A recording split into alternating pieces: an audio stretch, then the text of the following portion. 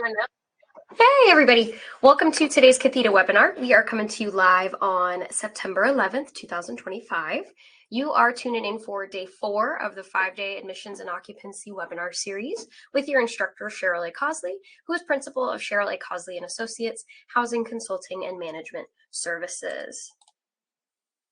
My name is Brooke Warrington. I'm the Training and Development Specialist here at the Native Learning Center. We're also happy that you could tune in for today's webinar with us.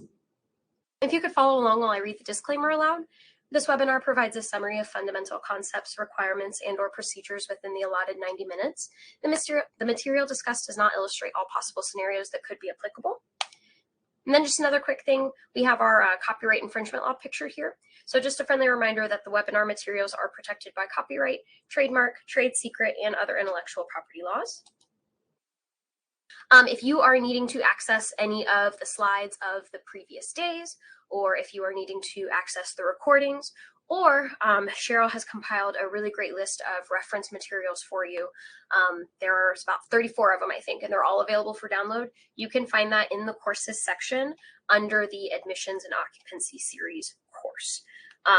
All of the webinar slides should be available to print. They're locked so that you can't edit them or like take stuff from it, but you can absolutely print them. So anybody who's been having issues with that, just reach out to me because you should be able to just open it up in your browser or in your Adobe Reader if you have that. And I'm going to stick a link to today's slides in the chat for you right now. Sorry, I forgot to do that before we started. There we go. Link to today's slides is now for you. When you tune in tomorrow with us for day 5, the conclusion of the series, you can just log in like you did today and click on that green banner at the top of the screen. We ask that you join with listen-only capabilities, but it's not a big deal if you joined with your mic on. Just try to mute yourself because it cuts down on audio feedback for the recording, for the instructor, everybody involved. If you did join and maybe my voice is coming out of the wrong device, maybe you're trying to use your Bluetooth headphones, maybe you're trying to use a speaker, you can come down to the bottom of your screen. You might not have a telephone to click on. You might have a little headset picture to click on.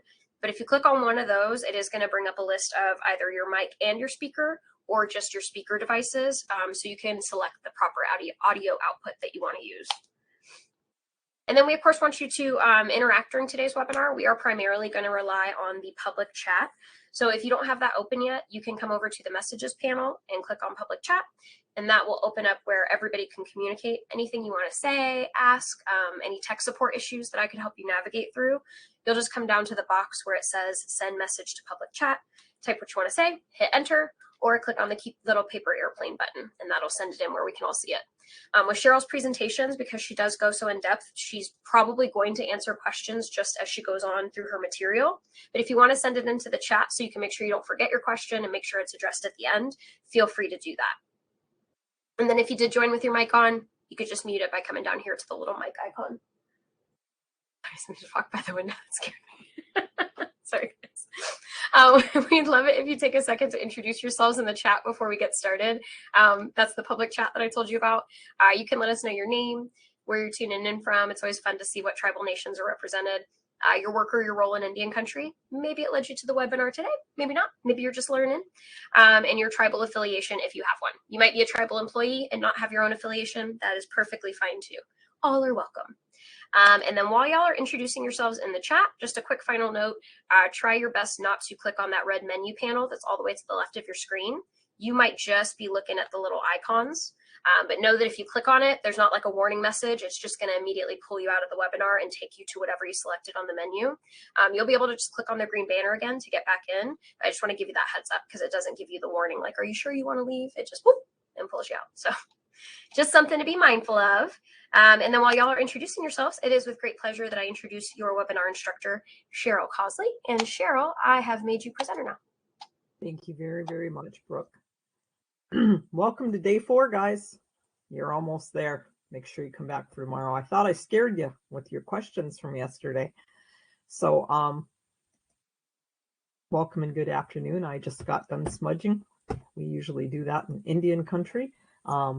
Before our meetings, you know, or we go pray or whatever. So this presentation is courtesy of the Native Learning Center and the Department of Housing and Urban Development.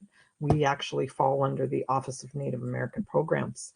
My information is at the beginning and the end.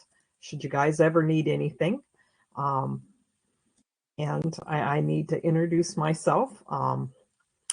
My name is Cheryl Cosley, Anin Boujou.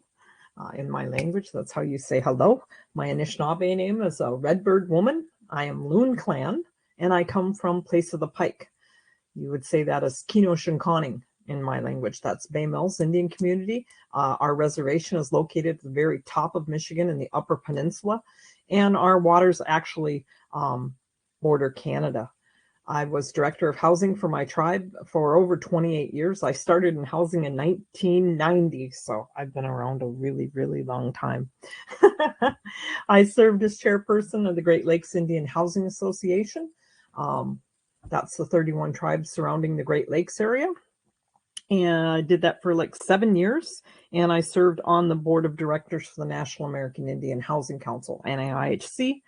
I did that for a total of 16 years. I started as secretary, became vice chair, and then a 2-term chairwoman for 4 years doing that. So I started Cheryl Cosley and Associates in March of 2019, and I provide training and technical assistance throughout the lower 48 and Alaska. So if I'm not teaching, I'm usually traveling. But I really am blessed that I've been able to help our people for many, many years. And I hope you enjoy it and learn from the class. And then you come back tomorrow also. So our objectives, again, are to learn the verification requirements. We're going to learn about collections tomorrow, intake and application, staffing requirements. We've been learning about calculating adjusted income and house payments and what counts as income and how to calculate it. And some of the policies that we have to have in place. I've been trying to, make sure that this is in your A&O, make sure this is separately, build that binder, So this course structure, you were doing exercises with me today or yesterday, and you'll probably do them some today too. We have materials, examples. As Brooke says, this reference material, anything that's a sample in front of it, you're not going to really find anywhere else. So I would at least look at those and see if they interest you, and perhaps just stick them in a file for now. You don't have to print them, but at least you would have them that way and you'd be able to get your hands on them. So there's good information there. So NAHASDA administration required document use. We basically did that, the overview of the NAHASDA requirements, organizing that department, your application process, went through those definitions of income, calculating income using Section 8. We talked about assets, federally mandated exclusions, calculating adjusted income, calculating assistance for non-low income people. We did that yesterday. We're going to deal with verification, waiting list management, tenant and homebuyer selection, and conflict of interest in admissions. And then tomorrow we're going to end up with your occupancy standards, your other programs that you could offer, lease management, lease compliance, counseling, and those collections. So we're going to go into verification today. So processing applications, but before your selection process can occur, admissions and occupancy staff should interview. Remember, I said that there is no HUD requirement for interviews, but if you've got somebody that can do it, even your executive director, there was a couple of key points that I always tried to do. And that also would be that move-in talk right before they got in, and I would make a recommendation about that. Don't wait until you're handing them the keys. Ask them to come in a week early. Why? Because they're not going to be listening to you. They're going to be thinking, okay, I got to buy a trash can. I got to buy a shower curtain. I got to get this, when it's that close to a move-in date. So try to maybe have that a week away. And don't allow them to move stuff into the house before you turn in the keys and it's absolutely ready. You do it for one, it's expected for you to do it for everybody. And that's a maintenance nightmare. And you should never get into that habit. So at those interviews, if you do have them, confirm and update all the information provided on their application. That's when you would explain your program requirements, your verification, penalties for providing false information. They really need to know that this is a federal fund. These are government funds, basically. because it's a government program, and you can get in big trouble falsifying those documents.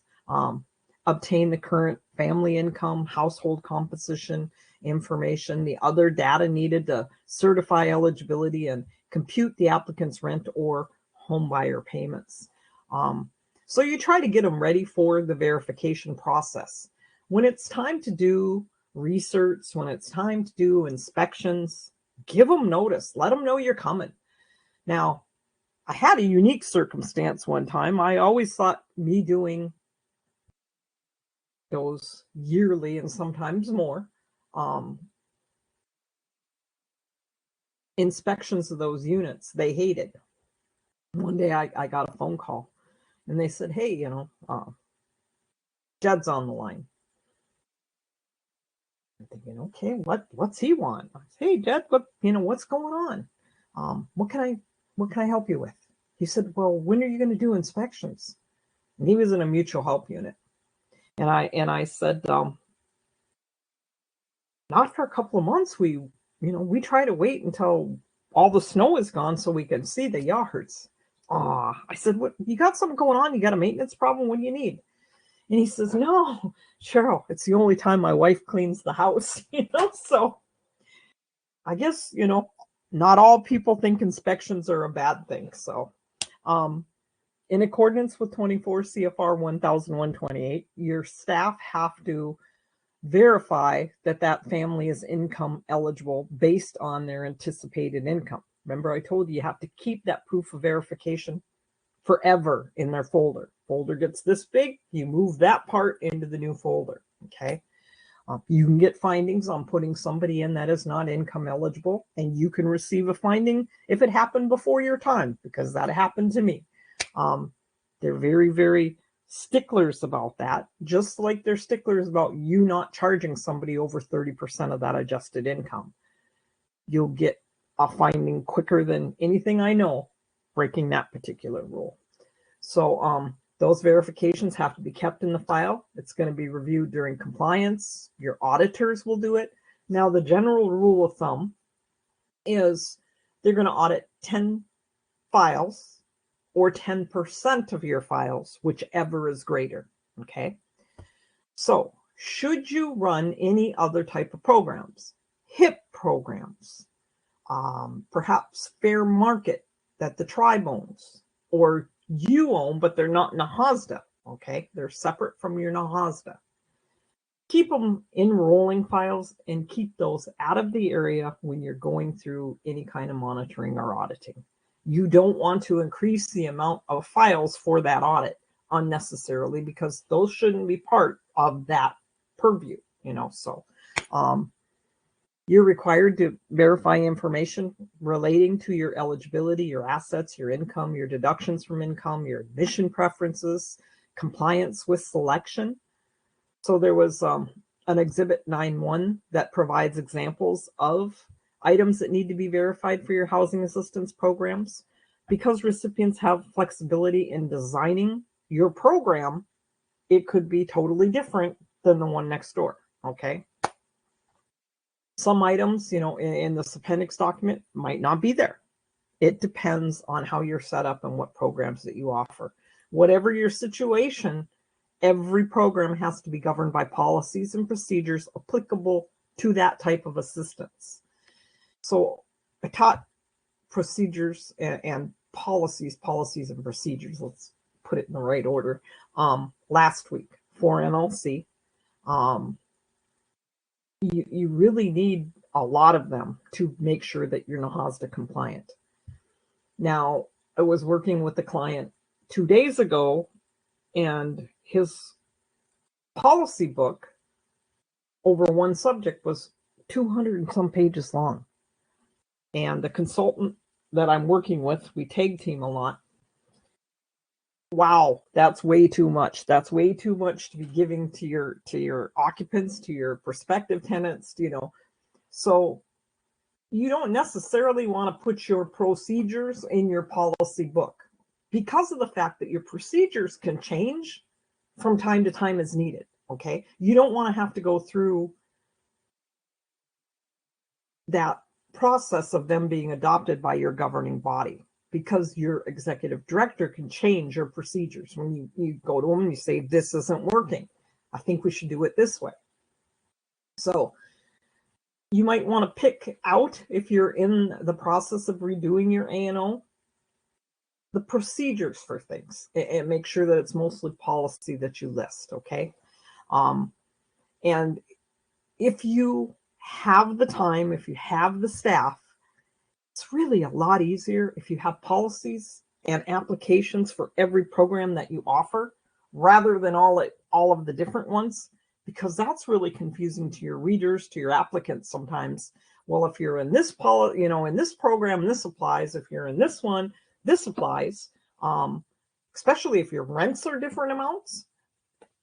So it's sometimes easier to have them. You can have them all in a binder together, but this is your low rent, this is your mutual help, this is your rent to own, this is your down payment, this is your rehab, this is your modernization, your emergency, your TBRA, whatever you offer.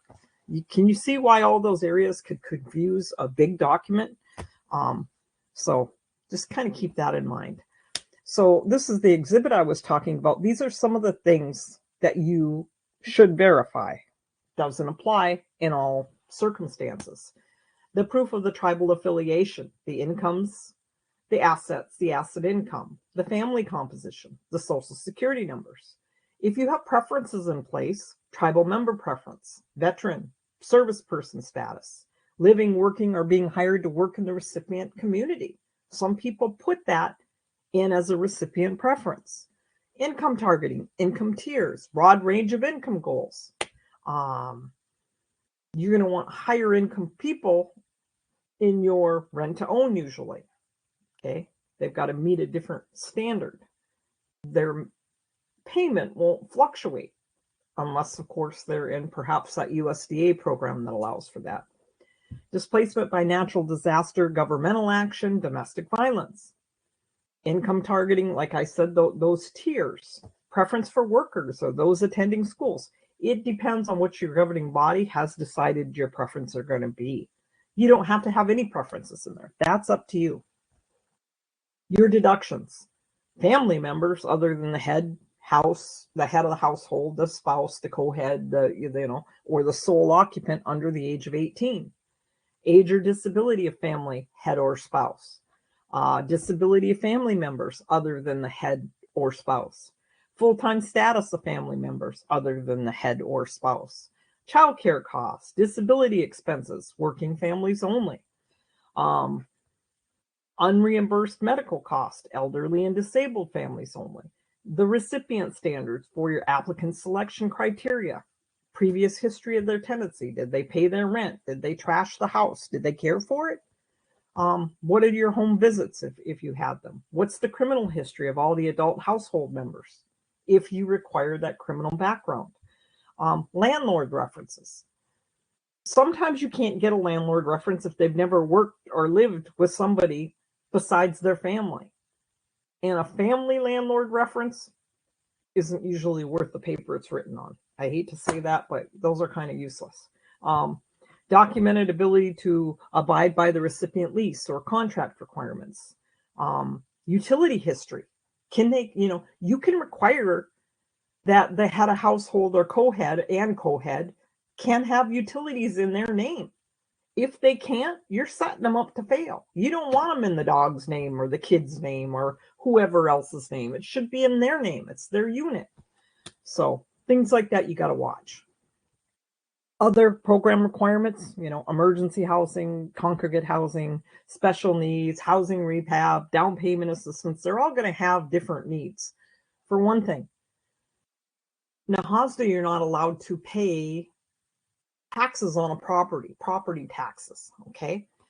Now, I know that there were some funds under one of the COVID programs that allowed that didn't come through NAHASDA, okay?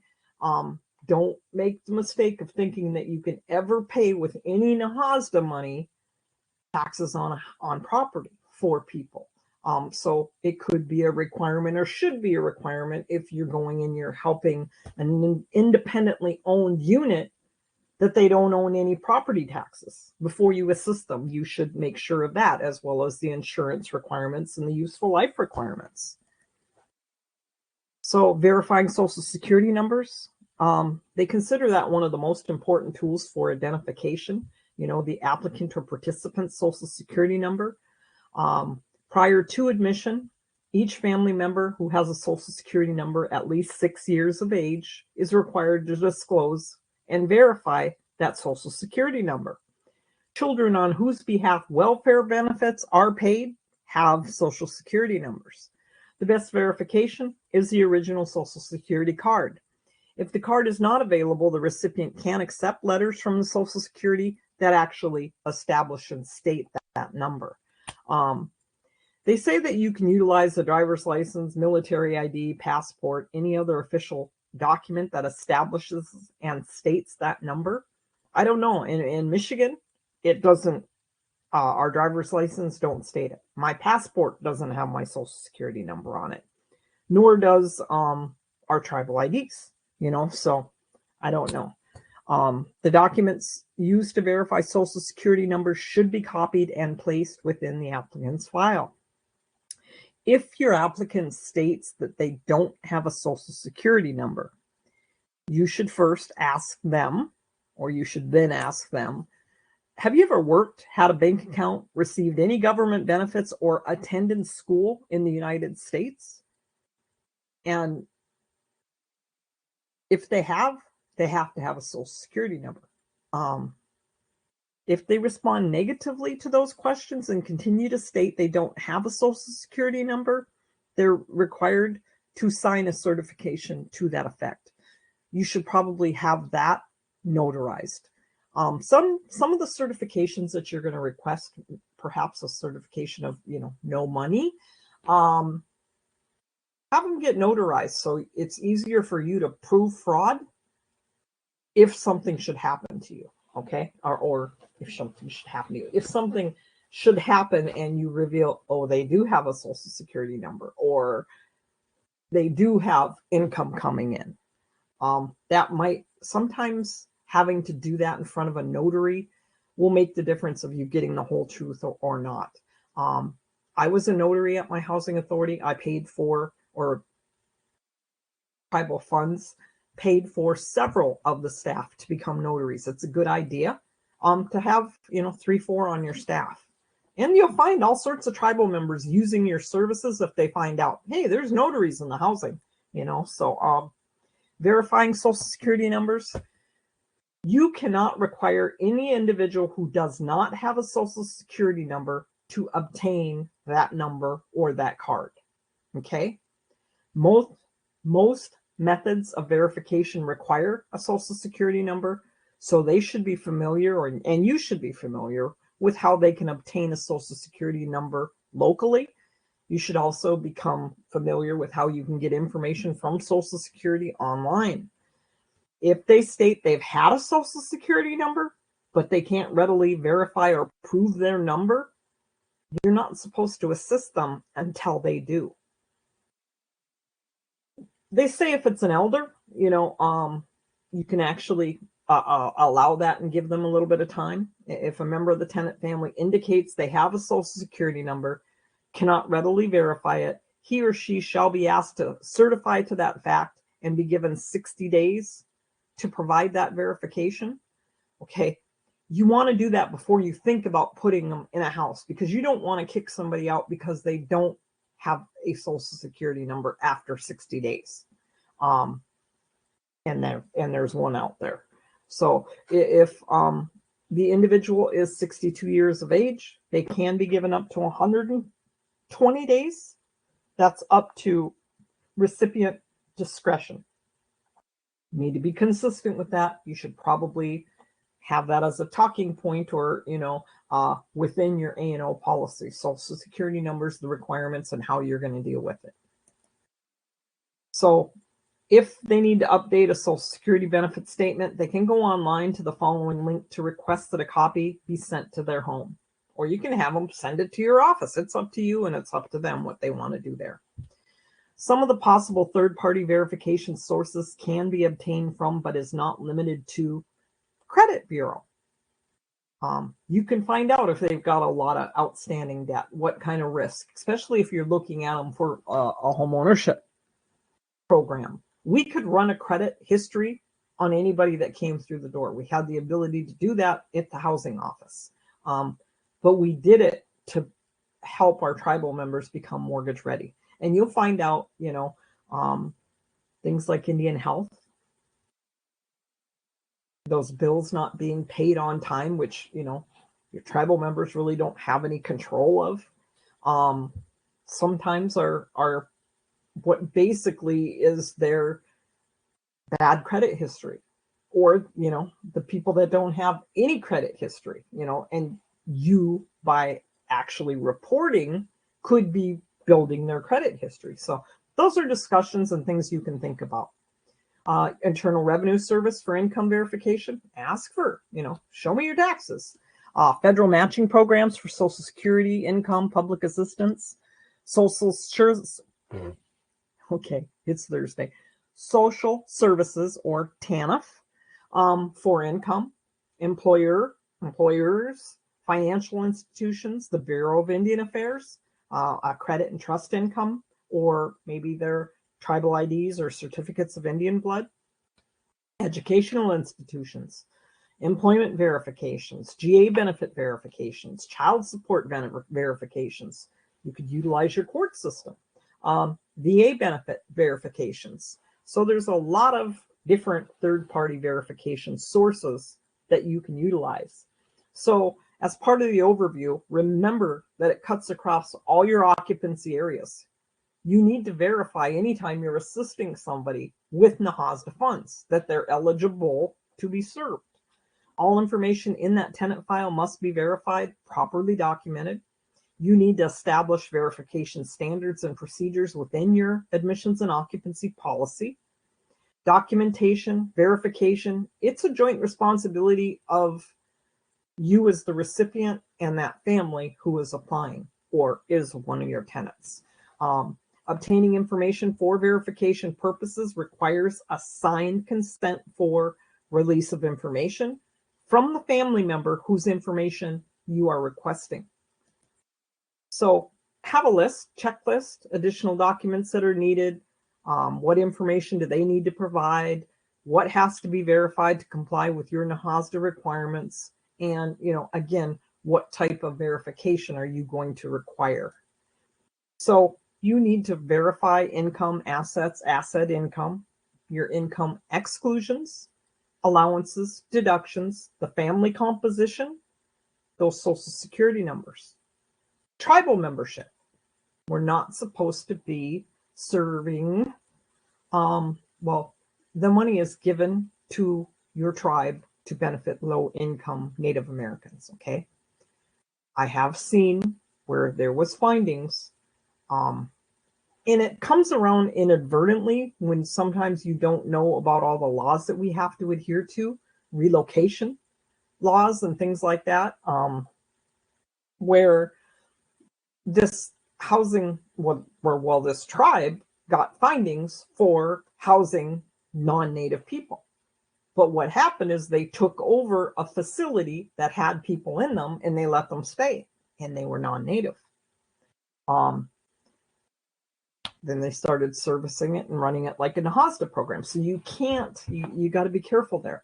Now you can service non-Native applicants if there's a Native in the household, if you've got a tribal member in there, or a Native Alaskan or a Native American in the household. You just don't turn them down because they're non-Native. And all of the rules, we're protected by certain rules because of the way that we get their money, and certain rules don't apply to us. So just be careful there.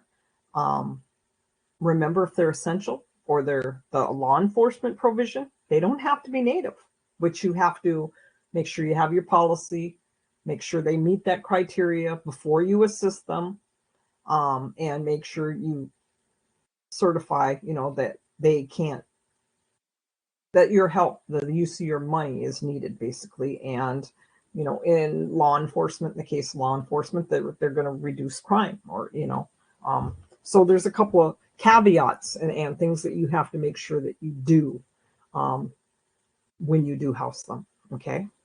So Social Security numbers and that composition. So you have to verify your income exclusions also.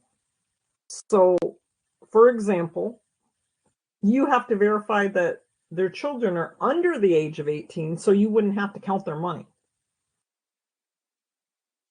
Does that make sense to you? You verify the age, the verification of the amount. It's not necessarily, it's not necessary. What you're doing is you're verifying they're under the age of 18, so whatever money that they earn, you don't have to count.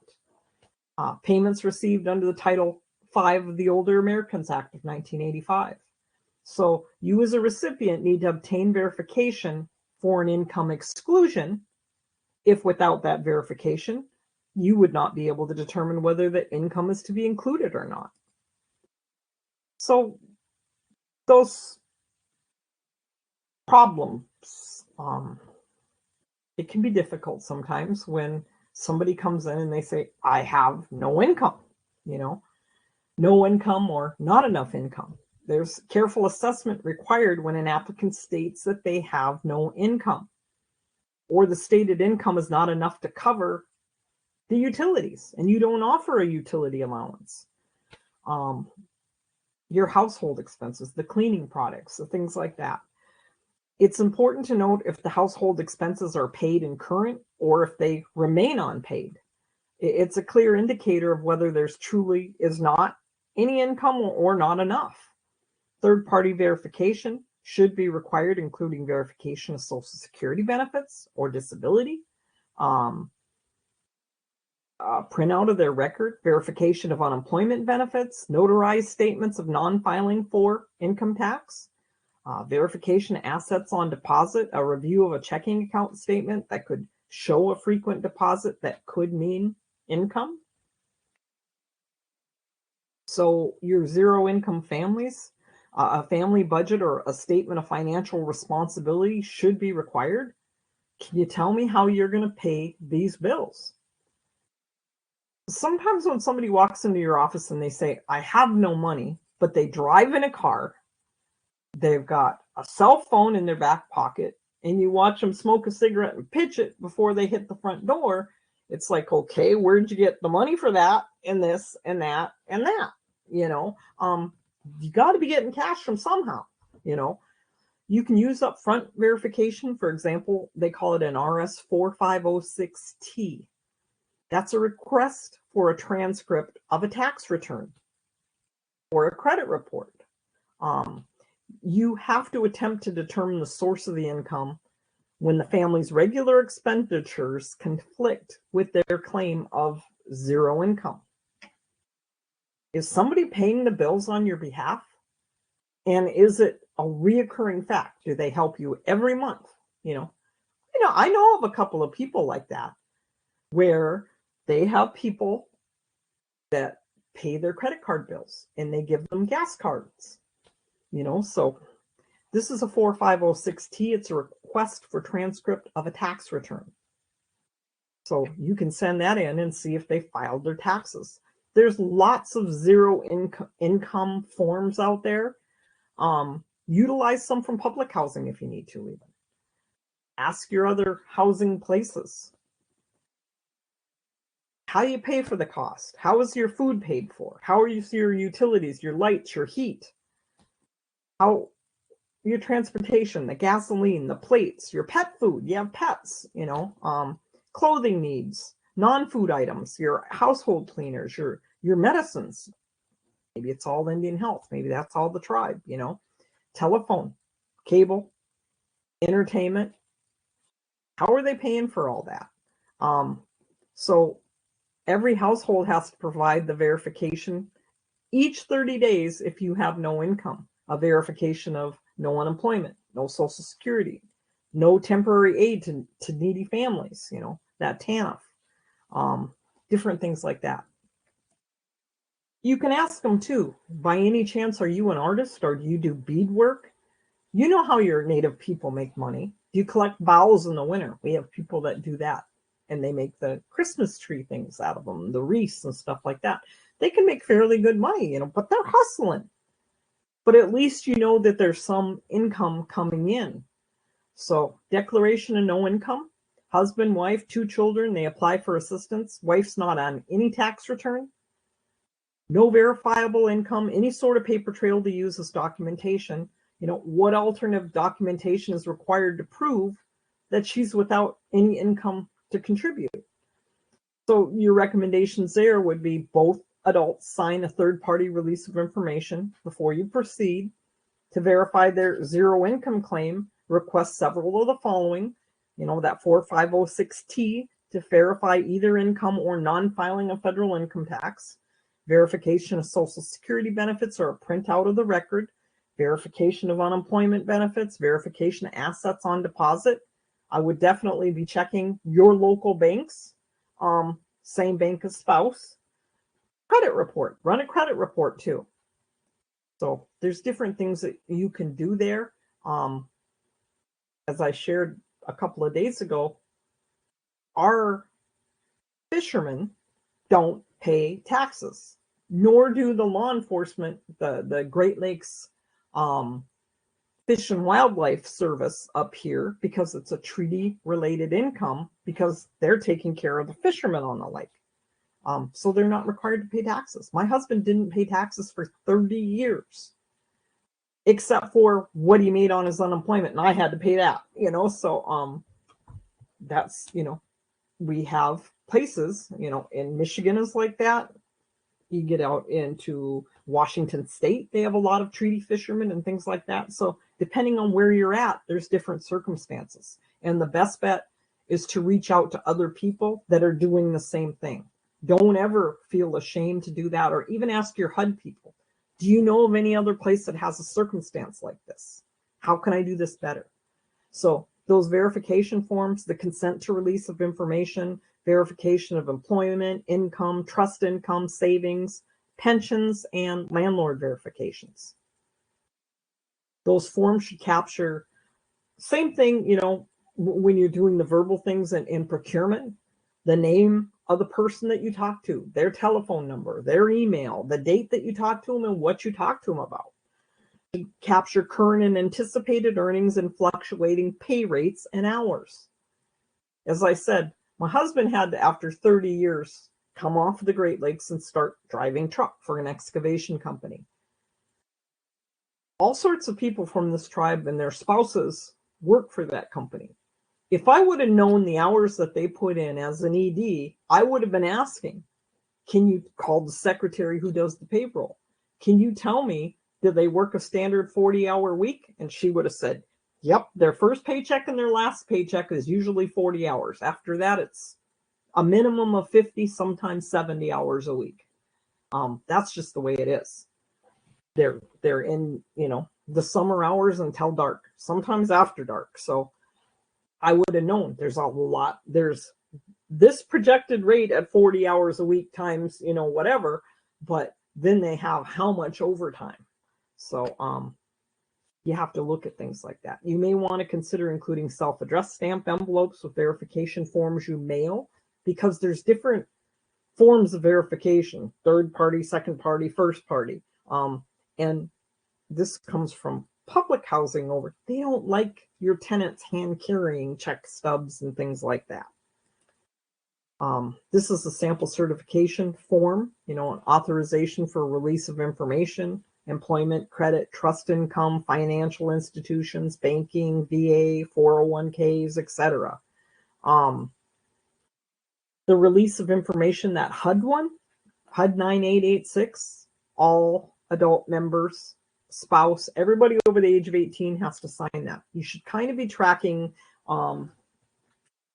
utilizing what I just did with that, but I was just using it. That's why I can't find it. Your A&O staff should almost have 5-year calendars where they can write in pencil, so they can erase it if they need be. But when they're in a file, if somebody's going to turn 18, if they're 17, they should be going to the next, and we're going to need a release of information form from this guy because he just turned 18, or he's going to be 18, you know, this month. It's just a handy thing to jiggle, because otherwise you got to tell them when your children turn 18, they have to come in here and sign a release of information. If you run the criminal liens on people, nobody should be allowed in your housing without your permission, but you should have rules about moving somebody in. So limit the amount of time that they can have those visitors there. We used to call them invisible guests. Oh, they're not there, you know, and sometimes you'd look at their driver's license and they're using the driver's license of your unit, you know, tell me they're not there. They're quite fun to track, but that's a tale for another day. So this form can be used between regular and re-exams to verify unreported income. The certificate, your applicant's certification, income and other information is accurate and complete. And like I said, everybody over the age of 18. Now, you know that old saying, I was this many years old when I learned this? I don't know why I didn't think about it, but as a brand new executive director, you're just trying to keep track of everything, because nothing, you never know what's going to happen, what's going to walk through the door. Every day is different. So those forms are good for 15 months. So it's a very good idea. Every time they kind of come in there, have them sign another form. You should also have a statement in there somewhere about they authorize the use of their copied signature. Otherwise, you're going to have them sign multiple copies. Okay. Now that form is supposed to be only used for the sources listed on the form. So make sure that you list every places, you know, the places, banking institutions. You don't have to say Sioux Co-op Credit Union or First National Bank or, you know, Bank of America. Put banking institutions. That pretty much covers them all. VA, you know, be broad. That'll help you. Utility companies. So the other thing that confused me, first, second, third, second, first. I always thought first was better than third. No. When it comes to verification, third party is best. Okay. Third party is basically, they're not touching it. You're independent directly from third party by mail, email, fax, other reliable means. To the maximum extent feasible, you should utilize what they say is third-party verification. That IRS 4506T is very, very helpful. The materials are not supposed to be hand-carried by the family. Now, can't remember exactly what it was called, but I was working in Washington State with one of the tribes up there, and we had to go back because they needed to prove they didn't do their verifications timely enough, that they weren't overcharging any of their tenants. And it was a finding, and then they went back more than the 2 years. They made them go back till they had a reasonable amount of them in their files. So they were getting and were told by HUD, you need to gather information for, you know, this like 4 or 5 year period and prove that you weren't overcharging these tenants. So in Washington State, we were able to send them into a department within the state that gave us the whole record of all the money that they earned within the state in their lifetime. Sort of like a Social Security would do. So if your state has those, find out about those, and those would be very, very helpful to you also. Utilize, if you're a gaming tribe or your tribe is a big employer, get the information from your human resource department. They know how much people get paid. They do the hiring. They know when they get raises. They know that pay scale. And my staff could get stuff back and forth within like 5 to 10 minutes. Very, very effective and quick way to do it. Very grateful that the tribe is one of the biggest employers, because it really cut down on, you know, having to get things. We could get it bang, you know, or verify you lost your job on this day, you know, or you got a raise on this day and didn't come in and tell us. So it goes both ways. Your third-party oral verification and documentation, You use it when written is impossible to obtain or it's not timely. You always try to follow up with that written.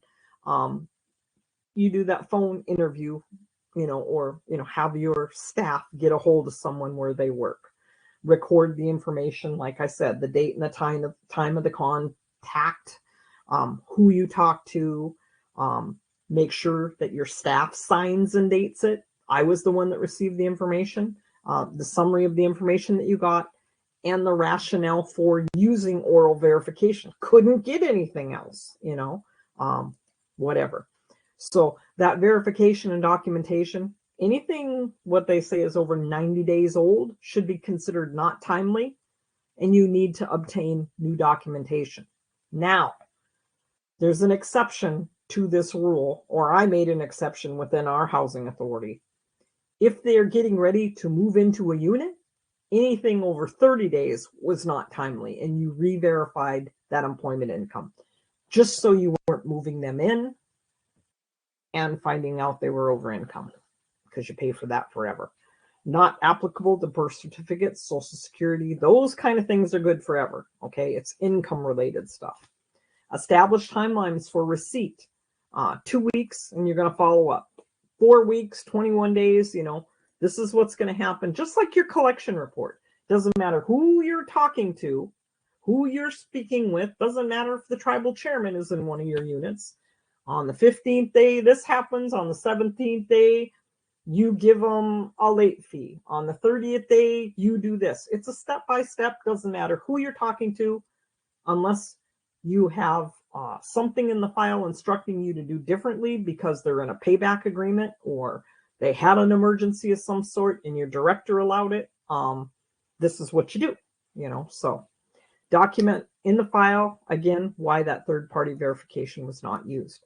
Second party is, I wanted to say in my mind, just as acceptable. But that was me as a director. Your copies of the tax returns, Social Security, award letters, and check stubs. The thing with check stubs is you might not have got all of them, or a bonus might have been in a separate check. Okay, so that's where you got to be careful when it's check stubs.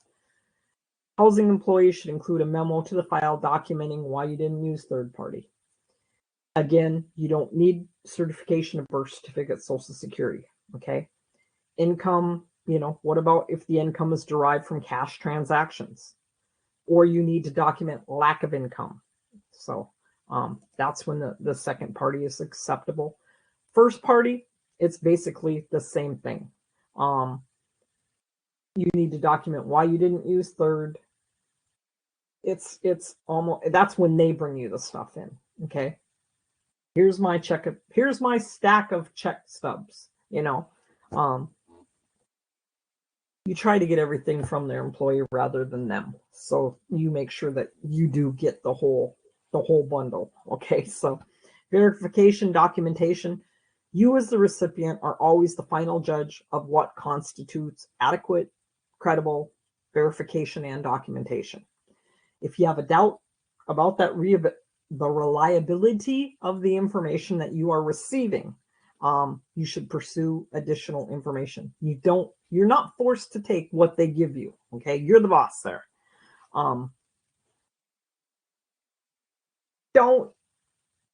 Remember, you got to treat all your tribal members the same. So don't be overly judgmental of one certain person and make them go through more hoops. So you should have reasonable confidence your documentation is accurate, and you are not required, like I said, to accept information simply because it was offered. Then you have applicant self-certification. Employees should include a memo to the file documenting again why you didn't get third party. Information doesn't, same thing, birth certificate, Social Securities. And you would definitely use that for lack of income, no income. Income is derived from cash transactions. They do beadwork. I've probably spent $200 with our local beader in the last couple of weeks. I had him do some shoes for me, and hair clips, and so they can make good money if they're willing to do that work, but they have expenses too, so our artists around here do make a lot of money too. Verification forms should be comprehensive, not complicated.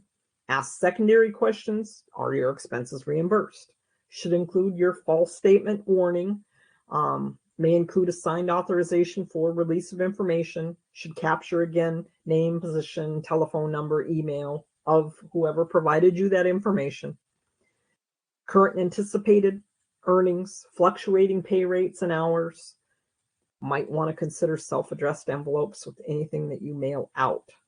So your release forms obtaining information for verification purposes requires a signed consent for a release of information from the family member whose information is being requested. Tenant consent, recipient is always required to obtain the signature of family members 18 and older on a consent form authorizing the release of information. As I said, if you don't require them to sign them in front of one of your staff, at least compare them so it's not somebody else filling them out or signing that on their behalf. And you should be saying, did your son sign this? Did your husband sign this? Or is this your signature? You should almost be verifying that too, okay? At least ask them. You should review your consent forms to ensure various methods to verify income are included. Ask applicants to sign multiple copies of each verification form, or a clause can be included in the verification or on the verification form in which the applicant provides permission that allows for the use of copies of that form. Okay. A provision for refusal to sign. So your A&O policy needs to have language that says if you fail to complete your inspections, if you fail to recertify or supply any requested information, this will be grounds for termination of your lease. I've seen areas, especially when there's people of importance, let's put it that way, governing officials, board members, things like that. You don't need to have that. I'm not going to give you that. Well, you are if you want to live in the housing. You're not going to jeopardize all of the money coming to this tribe for you. This is what we need to do. This is what your our A&O policy, this is what your lease says. So just make sure that they are well aware that they have to do that. If that applicant, tenant, any adult member of the applicant's or tenant family does not sign and submit the consent form or verification forms as required, assistance will be denied to the whole family. What do you have to verify? Deductions, family members under the age of 18, age or disability, head or spouse, disability, other family members, full-time student status, child care cost, disability assistance expenses, unreimbursed medical expenses, excessive travel expenses, whatever your criteria is there. Verifying annual income, you need a thorough understanding of what constitutes income. You should not make some assumptions about whether somebody could have a particular type of income. A recipient needs to obtain verification for an income exclusion. If without that verification, a recipient would not be able to determine whether the income is to be excluded as income. So you verify your allowances and your deductions. You have to consider all anticipated deductions from the annual income to obtain accurate adjusted annual income. Okay, time to do an exercise. Who must sign the release forms for verification? Head of household and spouse, all household members 18 and older, or all household members.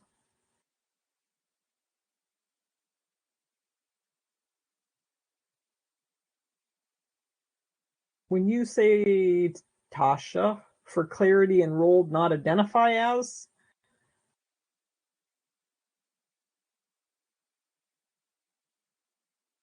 you should have some form that they are Native American and what tribe they belong to. Okay? Hopefully that'll answer you. Anybody else going to answer? Come on, guys.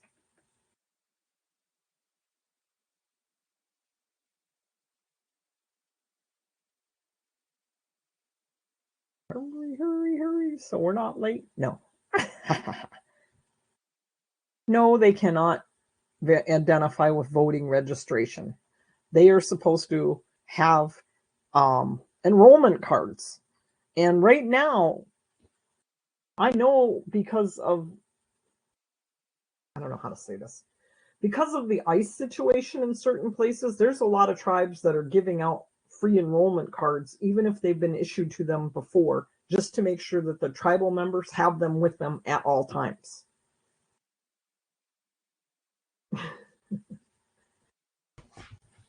Your tribe should be doing, you know, I think you have an enrollment clerk. They should be able to issue that stuff. So, yes, you guys were right at C. All household members 18 and older. Which of the following should be verified? Income, deductions, exclusions, all of the above, or none of the above?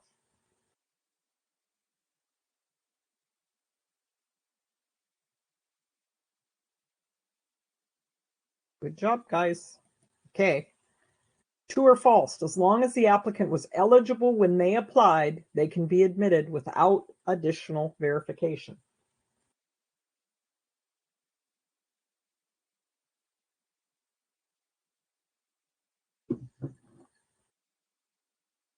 Anybody else?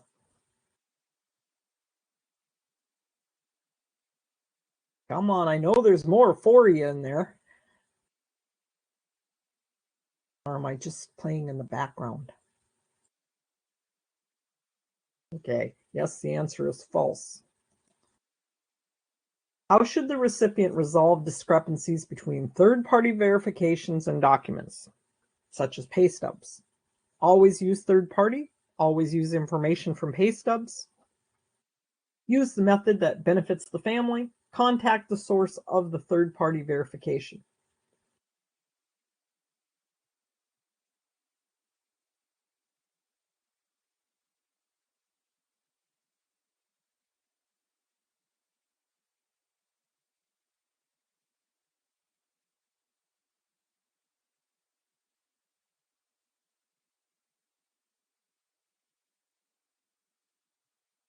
Yes, guys.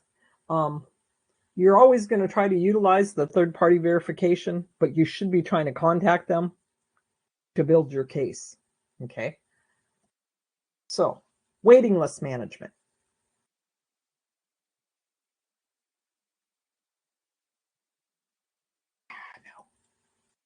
Those are baby loons, by the way, guys. Unfortunately, they'll go by and there'll be 5 missing by the time they come back because the fish come right out of the water and steal the babies. So, waiting list purpose establishes order of assistance to your qualified candidates. It will implement your preferences and priority systems, whatever you have in place. That's another reason you kind of want different policies and procedures for every program that you offer, because you might have different preferences depending on what type of program it is.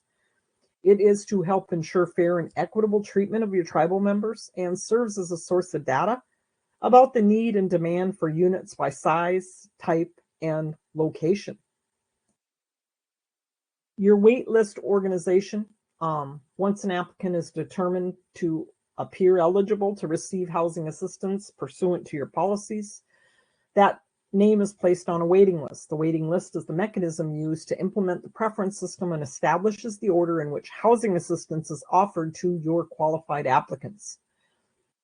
Policies should include the following topics: essential application, information required for waiting list placement, preferences and priorities within those preferences, opening and closing the waiting list as applicable, waiting list organization. Is it going to be by location? Is it going to be by bedroom size? Is it going to be by program type? Entering new applicants, updating, removal from your waiting list, making and rejecting offers, and reporting. So a scenario for you you need to basically make sure that your A&L policy addresses is, I get to the top of the list, you offer me a house, and I say, no, I'm sorry, I don't want that house. What are you going to do? Do I go to the bottom of the list or do I stay at the top? You keep me at the top and another one gets offered, and no, I don't want to live next to that person, or I don't want that old house. I'm trying to wait for one of the new ones in the brand new project. So you should have it addressed how long they can stay at the top of your waiting list. How many rejections are they allowed to give? You can't let them just float there forever, okay? But in this day and age, you almost have to be a little bit flexible because of the scenario of some places make you sign a lease for a year, and they can't get out. Okay, so those are things that you have to think about. And you have to think about the waiting list organization. So setting up and maintaining that waiting list properly is essential to carrying out your admissions in accordance with program regulations and your local policies. A well-organized waiting list is also a source of data about the need and demand for units by size, type, location. It can be closed if the number of applications greatly exceeds the available units, or perhaps you said that you were going to try to give down payment assistance this year. You put enough in your IHP to assist 10 households, and your waiting list is now sitting at 20. It tells you next year I need to put more money in here. But, am I going to keep taking these applications? Things like that. You got to, it's trial by fire sometimes. I hate to say it, but you learn as you go. Preferences. The admissions policies can include preferences which do not guarantee admission, but rather establish the order of placement on the waiting list. Assigning a preference to an applicant who meets certain criteria is a method intended to provide housing opportunities to applicants based on their household circumstances. Applicants with preferences are selected from the waiting list. They receive an opportunity for an available unit earlier than those that don't qualify for that preference. Preferences affect only the order of the applicants on your waiting list. They don't make anybody eligible who was not eligible to begin with, okay? And don't change an owner's right to adopt and enforce tenant screening criteria. Your policies identify available preferences. They give applicants an opportunity to show that they qualify for that preference. The preference specifically identified under NAHASDA allows you as a recipient to give preference to your tribal members over any other federally recognized tribal member or Alaskan, Native Alaskan. Okay. So my husband could get on the waiting list for Bay Mills, but the way the Bay Mills reads is it's going to house any Bay Mills eligible applicant first. So he would sit there, and every time somebody would come in from Bay Mills, he'd get bumped down is what would happen. But there are areas, up in Alaska, Cook Inlet, places like that have a lot of housing that you can go in there and, here's my federal ID. I'd like to apply for your program. So that's the way it goes. Examples of waiting list preferences. You can do income targeting, admission of a certain percentage of families within certain income ranges. Their residency. We're going to house the people that are living on the reservation first. Tribal affiliation. We're going to house Bay Mills before we do, any other native.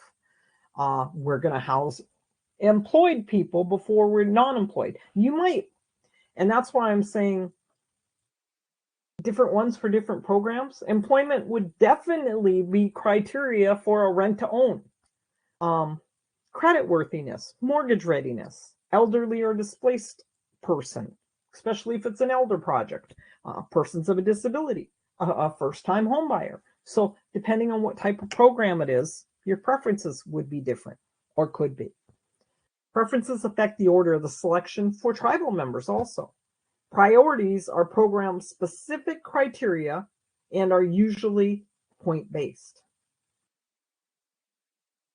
Priorities. The admission policies can also identify priorities within your program preferences to ensure consistency with specific program requirements or to correct any inequities, such as families who have never been assisted versus those that have, previously been assisted. These are examples of preferences and priorities. Preferences: head of the household are enrolled tribal members. Or the next preference would be a tribal member head of a household with a federally recognized co-head, another Native. Or a head of household and children who are members of a federally recognized tribe. Your priorities could be income targeting, credit worthiness, elderly, a disabled family, or a veteran. So your waiting list, updating that waiting list. It's a good practice to update waiting list annually. You should say within your A&O policy how you're going to do that. How long is that application good for? What are you going to do when they hit that date? By contacting applicants to confirm that the information in their applications is still accurate, or you could just flat out require them to update their applications every 12 months.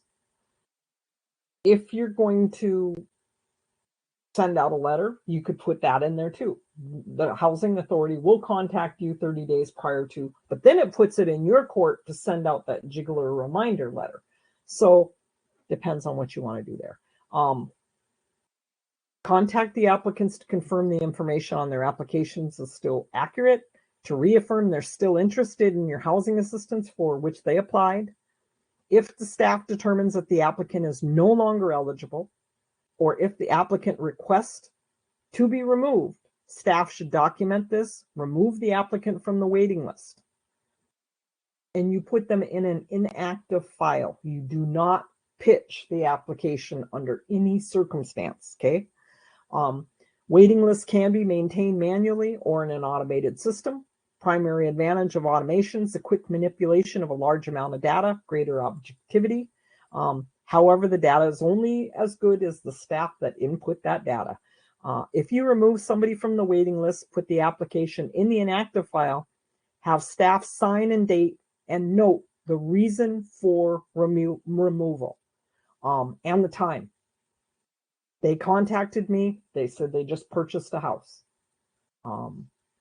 They contacted me and the husband, they're going to go try to work in Seattle and see if they can get a job there. So they're going out of the area right now, see if it'll work. Whatever the reason is. They bought a trailer. They bought a mobile home.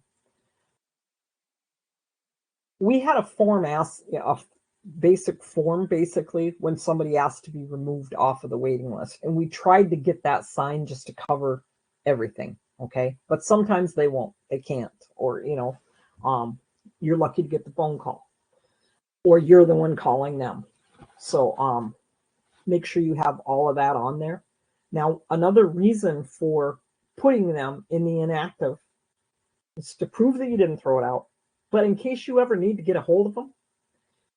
So I saw a situation that I explained earlier in the week where they had a lot of turnover within this housing entity. The girl that was doing the A&O was fairly new. The income limits were part of the policy. They weren't an addendum on the policy, or there was no statement in there saying that we will be utilizing, the currently published HUD income limits.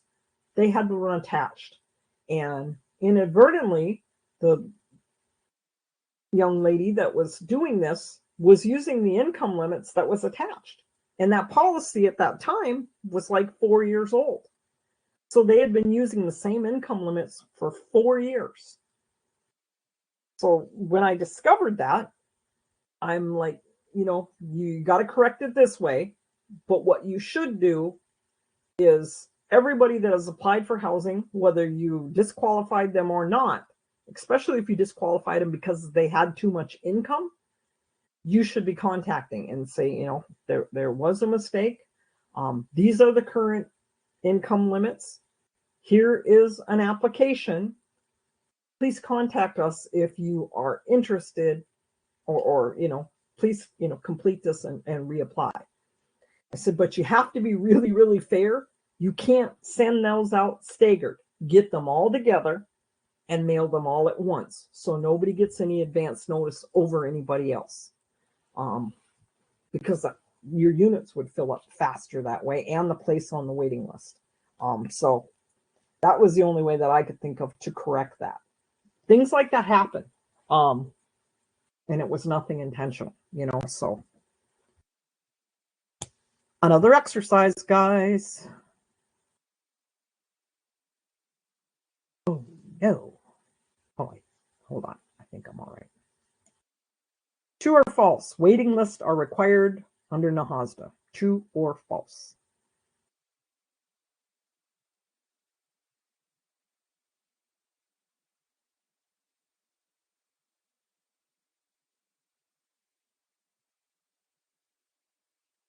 Anybody else? Okay, guys. That is correct. It is true. The purpose of the waiting list is to establish service order based on preferences and all other factors. True or false?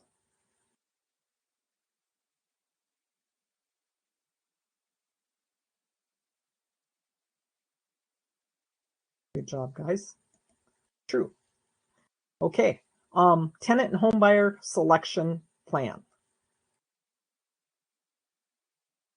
This is where I live, right in the middle there. And that's kind of what it looks like right now. Our trees are already turning red. Means winter's coming. Okay, selection process. Applicant completes preliminary application to be determined eligible and placed on the waiting list. Applications need to be updated annually. When the unit is available, select the top 2 applicants, notify the first applicant and ask them to come in to be interviewed. If they don't want the unit or don't qualify, because you're going to rerun their income again, go to the second family. Staff verifies the applicant information. After verification, eligibility is confirmed, offer is extended, and the unit is assigned. NAHASDA Tenant and Homebuyer Selection Plan. Section 207 of the NAHASDA statute describes the tenant selection criteria for housing assistance provided with our block grant funds.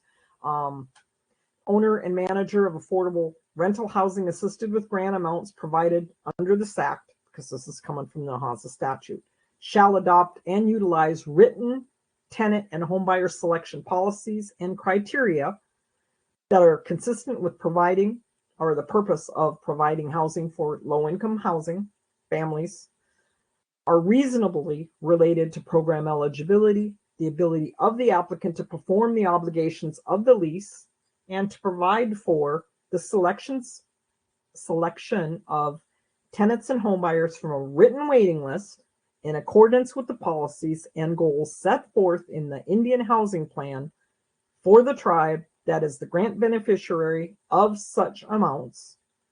Prompt notification in writing to any rejected applicant of that rejection and the grounds for that rejection. Okay, so that has to be in your A&O policy also.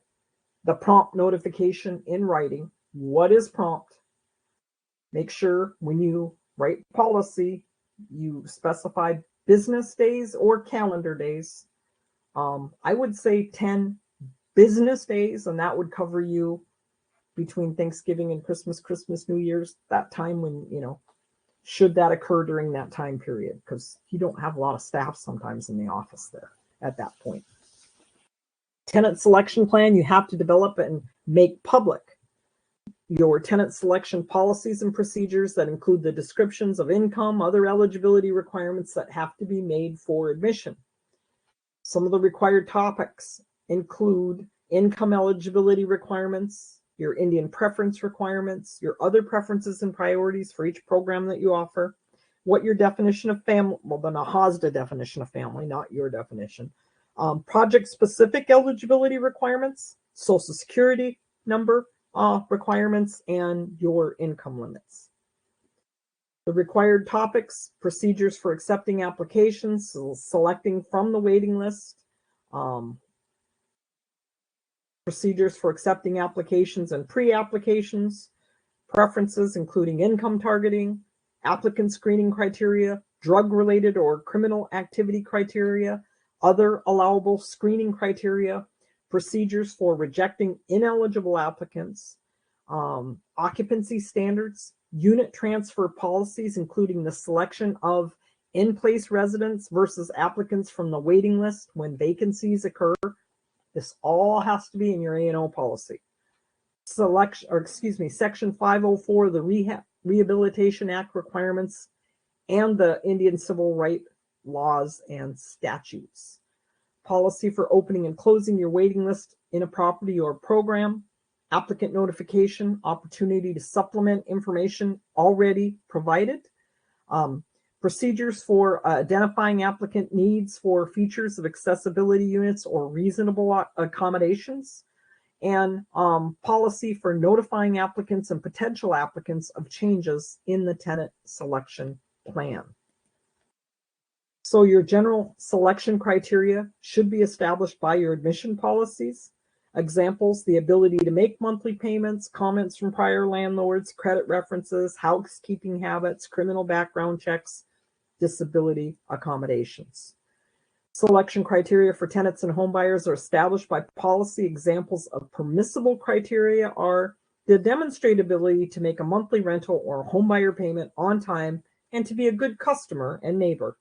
Comments from current and prior landlords, housekeeping habits, criminal background checks, units which are handicap accessible, reasonable accommodation for your disabled applicants, consideration of any extenuating circumstances, or the use and necessity of assistive animals.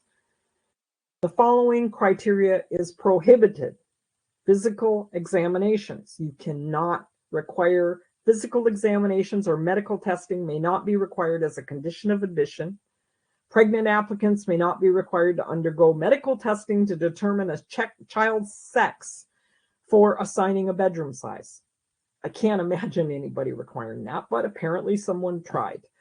All applicants have to be uniformly required to furnish evidence of ability to meet the obligations of tenancy, but greater burdens may not be imposed on individuals with handicaps. Persons with a handicap may meet the requirements of occupancy with the assistance of others, such as an attendant care provider. Disability status. Except for units specifically designed for individuals with disabilities, where an applicant requests such a unit or preference, it's unlawful to make an inquiry to determine whether an applicant for a dwelling unit, a person intending to reside in that dwelling unit after it's rented or made available, or any person associated with that person has a disability, or to make an inquiry as to the nature of the severity of the disability of such a person. You can ask on your accommodation, will any of the household require any accommodation? So overview of your selection process. The expected steps in your selection process are as follows. The applicant must complete a preliminary application which provides sufficient information to determine eligibility to receive housing assistance in order to be placed on your waiting list. When an appropriate unit becomes available, the top applicant on the waiting list is notified of pre-selection, asked to come in for an interview to collect current information. During the verification process, the staff will determine whether the applicant still meets the qualifications for that specific program. Once the verification is completed, eligibility confirmed, an offer of housing assistance is extended, and if it is accepted, the unit is assigned. Many systems for selecting participants have been developed to ensure fairness, to prevent conflict of interest issues from occurring. The methodology chosen for the recipient has to be established by written policy. Some of the methods include, but are not limited to, the following: lottery, first come, first serve, and a point system. And I've seen them all, okay? Terms and conditions. Once a determination is made, housing staff provides written notice with description of the determination, the time frame for the receipt of a response from the family, a description of a hearing appeals process if it's not exactly the news that they want to receive. Selection criteria can be different for your different programs. So rental and home buyer will have different terms. Month-to-month agreements, 2-year stable employment, that would be home buyer. Creditworthy, exclusive option to purchase would be home buyer. Purchase price would be home buyer. No income would be rental. Poor credit could be rental. So they're going to differ. So eligibility criteria, applicants must be able to pay a minimum rent, achieve mortgage readiness according to their client action plan, but not to exceed perhaps 3 years. Have sufficient income required to meet the minimum rent and other financial obligations of maintaining and buying a home. Being able to overcome obstacles to mortgage readiness in a period of time not to exceed 3 years, except in extreme circumstances. Be committed to schedule the time to participate in a required group counseling and the one-on-one counseling tailored to the individual's family needs. So this is, for a lease purchase program. What's HUD going to check? If the participant is non-low income, is the participant paying up to the appropriate rate, up to fair market value? Remember, I told you have to use one of those two. You're going to either charge them fair market or use that calculation. Okay. Who is selected when using a waiting list? First, eligible person on the waiting list, top 20 are put in a hat for a drawing, or the chairperson. Thank you, Miranda. Okay, because we're running really close, you gotta answer quick. And yes, the answer is A, and definitely not C. Okay. Tenant homebuyer selection needs to be governed by law. True or false? This one confuses people usually.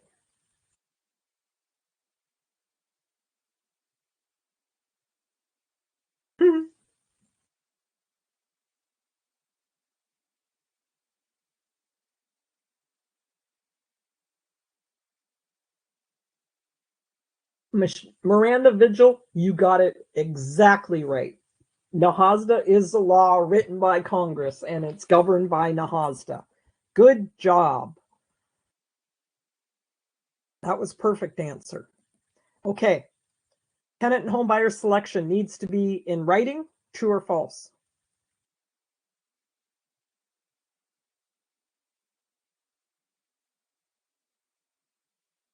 Good job, guys.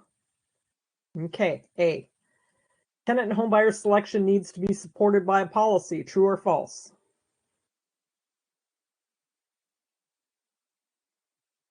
Hey. Yes, it's A. It is true. Good job. Has to be adopted by a governing body. True or false?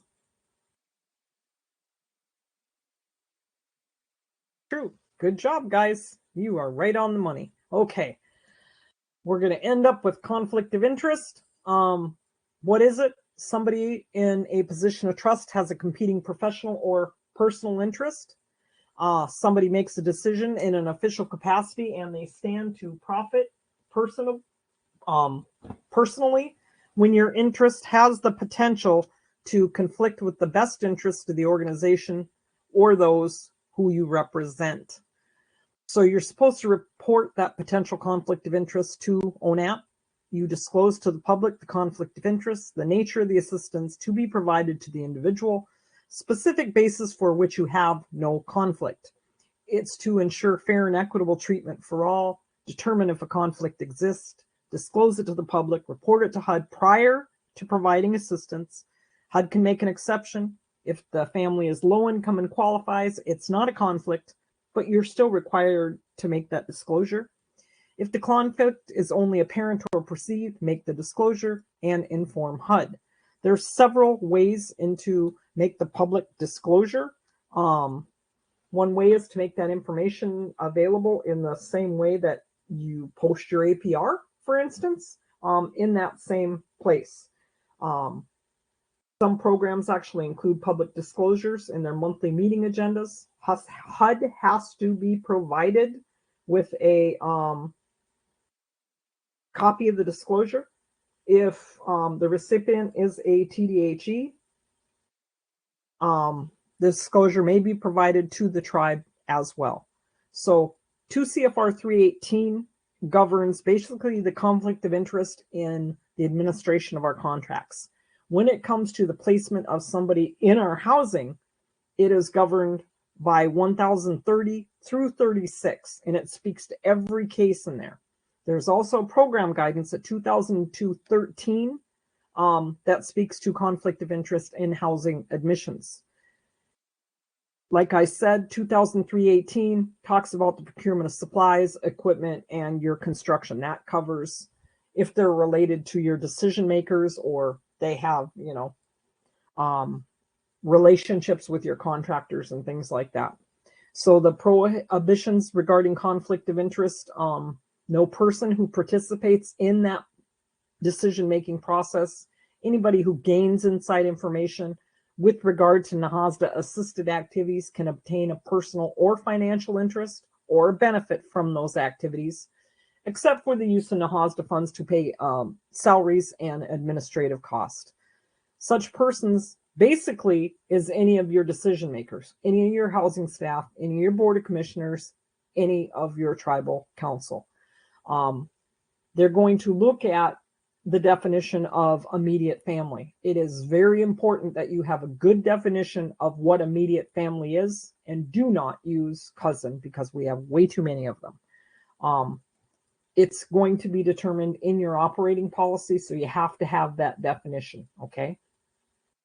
That conflict of interest provision doesn't apply in instances where a person who might otherwise be included in that conflict provision is low income and they're selected, you know, in accordance with your policy. So you have the niece of your executive director put in, and she's low income. Well, she is related to your decision maker. You're required to make, you know, identify that. But as long as you can prove that she was next on the waiting list, there is no conflict, but they want to know about it, okay? You need to provide appropriate area ONAP with copy of the disclosure before the assistance is provided to the person. So that's your decision of your immediate family, or it's a relationship with an immediate family member of any of your decision makers or your housing staff, okay? So housing staff, board of commissioners, tribal council. HUD can make exceptions to the conflict of interest provisions if it would further the objective of NAHASDA and effective and efficient implementation of your recipient's program, activity, or project. That's basically speaking to the administration of contracts, okay? Not necessarily the placement of somebody. A public disclosure of the conflict has to be made. A determination that the exception would not violate tribal law on conflict of interest or any applicable state law must also be made. So in determining whether to make an exception of a conflict of interest, HUD has to consider if there any undue hardship will result to the recipient or the person affected when weighed against the public interest served by avoiding that conflict.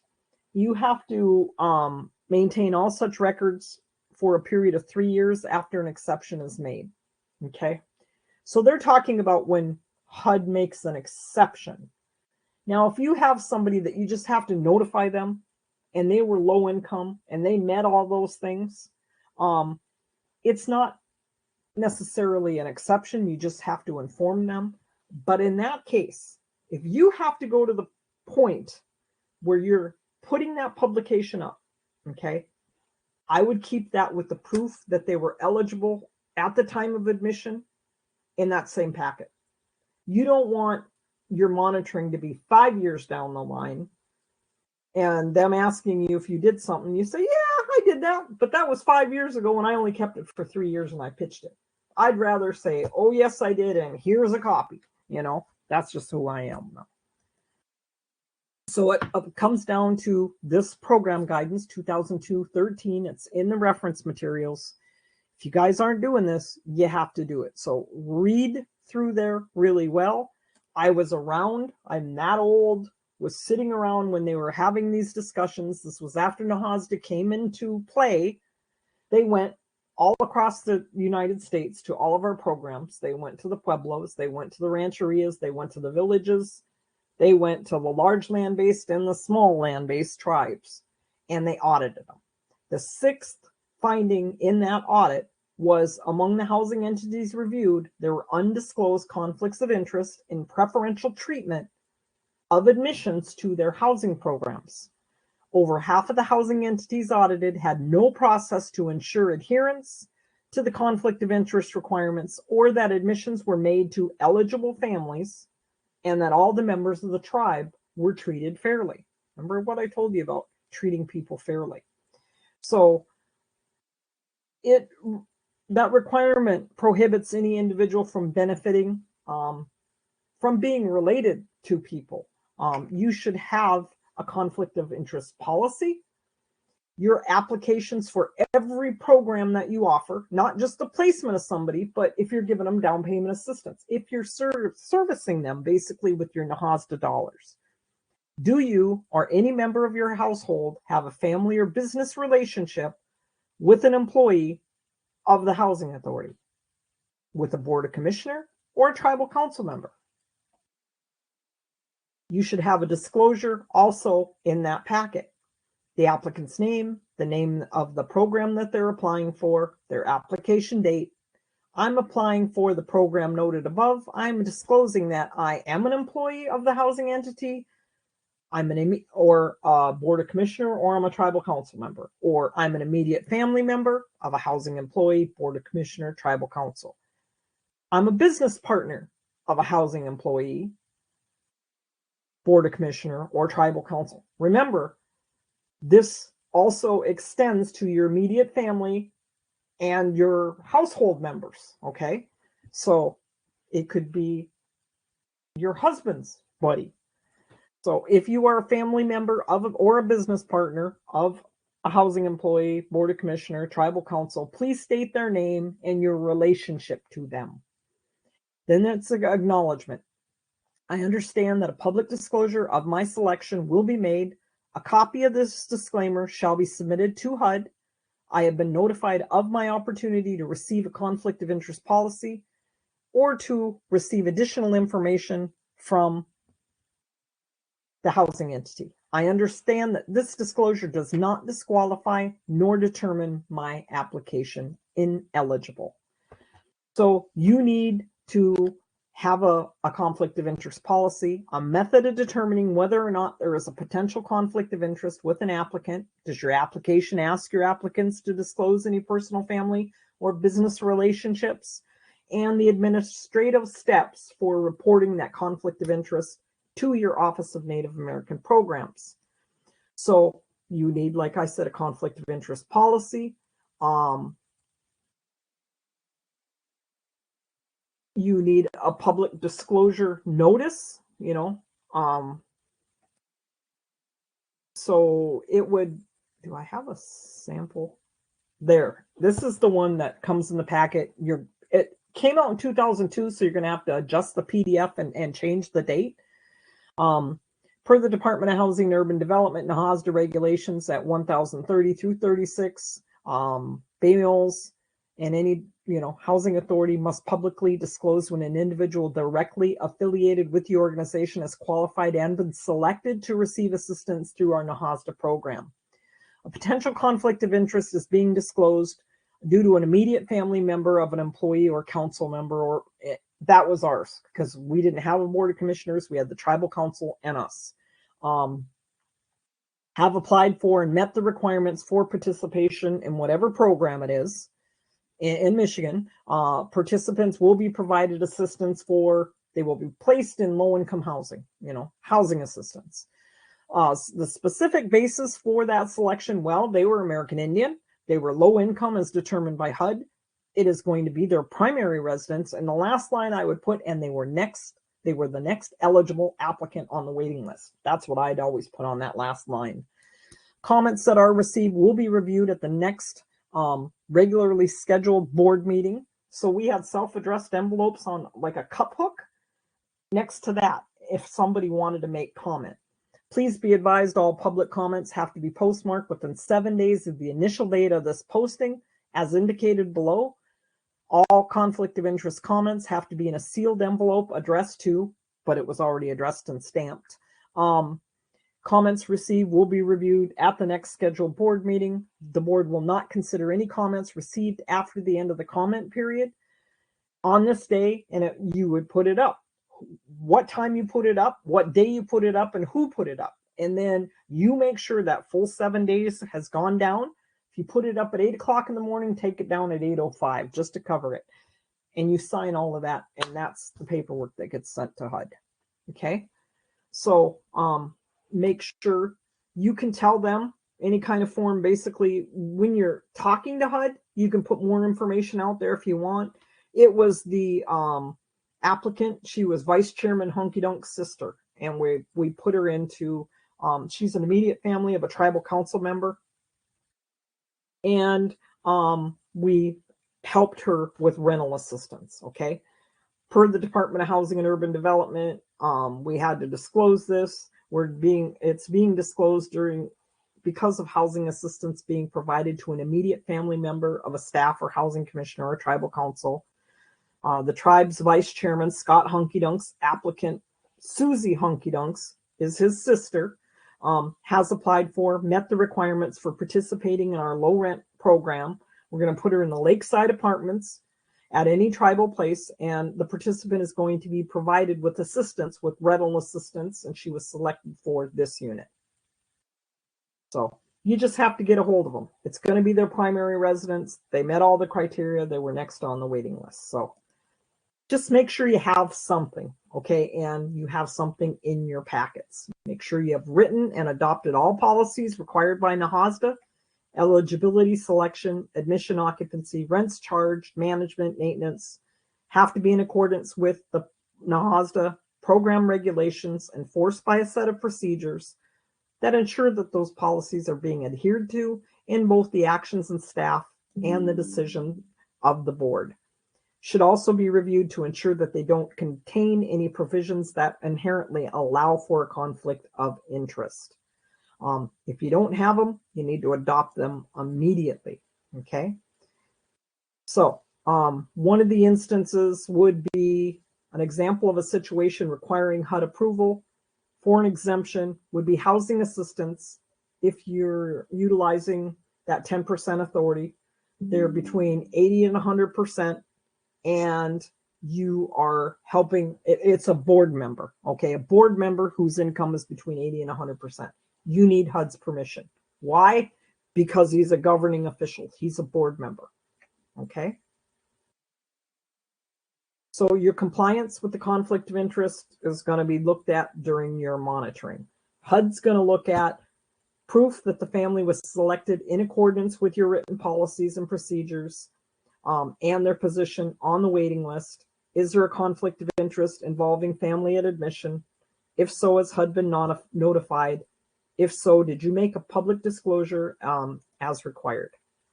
So guys, that is it. If anybody has any questions, if not, please come back for our last day. Take a picture of this so you guys, if you ever have any questions, you can get a hold of me. And please stick around for Brooke because she needs you. Hunk-a-dunk. Hey guys, thank you so much for day 4, Cheryl. This was amazing. Like Cheryl said, we hope you will tune in for day 5, which is the conclusion of the webinar series that's going to be happening tomorrow. I did include the link to today's feedback survey in the chat for you. Friendly reminder that it's a different webinar survey each day of the webinar series. So even if you've done it yesterday, we would really appreciate it if you did it today as well. It is anonymous, so you don't have to have any anxiety about your name or email being connected to anything. It's just a little something to let us know what we can work on and what is already going really well for you. Like I said, tomorrow's day 5. That'll be the conclusion of the series. We hope you can tune in with us. And feel free to check out this as well as our other recorded webinars. They are now on our YouTube channel. There's a whole Cathedra webinar archive if you want to kind of narrow it down from all the rest of the videos available on our channel. But that's a completely free resource to you, so I highly recommend that you check it out. And if you ever need to know if there's something on there that you can't really find, you could always shoot me an email and I can help you to find it. I'm putting my email in the chat right now. because that's my job. And we hope you can check out our other upcoming training events. We post about them on all our social media. We're on Facebook, we're on Instagram, LinkedIn, and Twitter. If you are a podcast fan, we have the Hope Thing and Native American podcast. You can listen to that wherever your podcasts, or wherever you listen to your podcast, sorry. And if you actually like to watch us interview our guests, you can watch the recordings of that also on our YouTube channel. There's a whole Hope Thing and Native American podcast playlist as well. Yeah, if you email me, Tosha, I can make you one. But other than that, that is all we have for you folks today. I do want to give you a heads up to be on the lookout for an exciting announcement that's going to be posted to all our social media. We are going to be doing a virtual training in October on the 21st specifically, and it's going to be about the pre-planning advantage, winning federal grants, and a shortened application cycle. That'll be with one of our instructors, Diane Leonard, and that'll be a free training on Microsoft Teams. So we're posting that announcement a little bit later today. It'll be on all our social media, so I hope you guys will look for the drop and then register to be a part of that training, because that'll be really powerful. And my email is in the chat, folks, if you need to request anything, whether that be slides, certificate, whatever you need, help finding something on the YouTube channel. Like I said, that's my job. So let me know. Also, can you email me or call me? She's not going to be here tomorrow. And I will send you, Miranda, I'll try to get you a copy of that. Cheryl's the best. All right, y'all, I'm going to turn off the recording at least, but I'm